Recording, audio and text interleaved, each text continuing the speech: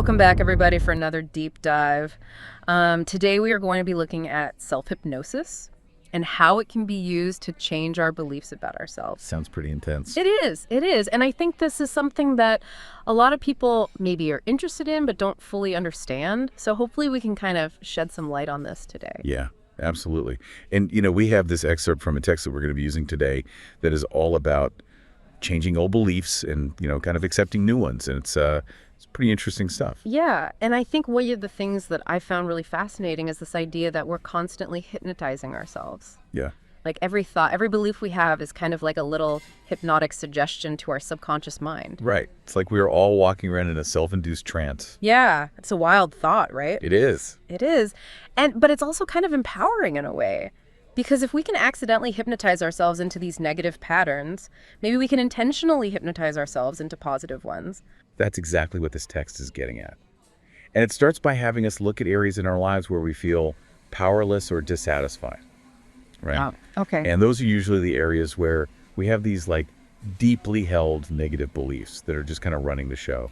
It's like we've hypnotized ourselves into accepting these things as unchangeable truths. Yeah, it makes you wonder how many of us were just walking around feeling limited or stuck because of beliefs that we've unknowingly programmed into ourselves. Oh yeah, it's more common than you think. Yeah. And the text actually calls this negative self-hypnosis and gives some pretty interesting examples. Like, think about it, if you constantly dwell on being overweight. Right. You're basically reinforcing that belief in your mind. Yeah. You're hypnotizing yourself into staying stuck in that state.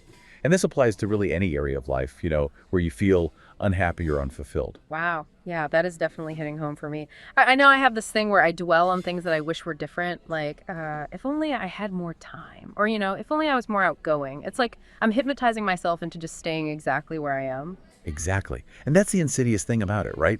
We don't even realize we're doing it. Right. But the good news is that we can use these same principles to create positive change. Okay, so how do we flip the script then? Yeah. How do we start using this for good?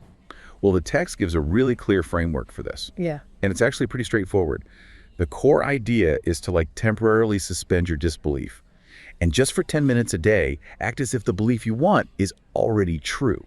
Okay, so instead of replaying all the reasons why I'm not good at something or why I don't have enough of something, I should be spending 10 minutes a day acting as if those things are already true.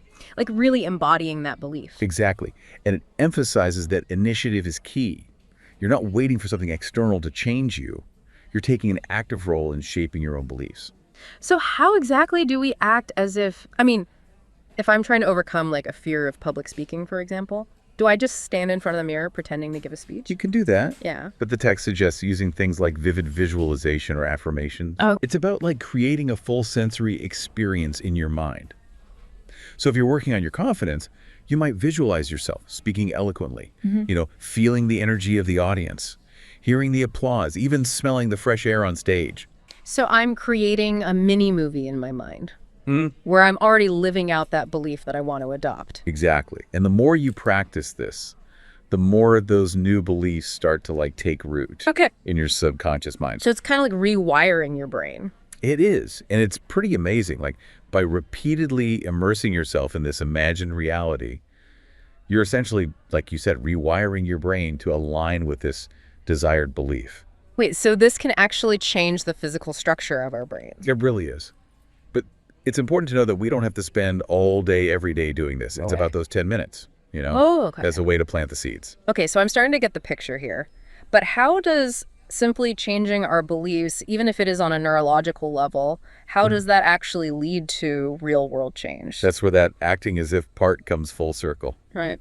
As your beliefs begin to shift, you're going to naturally start to experience these new impulses and motivations in your day-to-day life.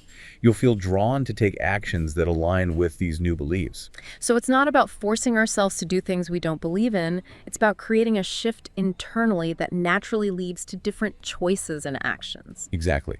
You're aligning your inner world with your outer world. This is fascinating stuff.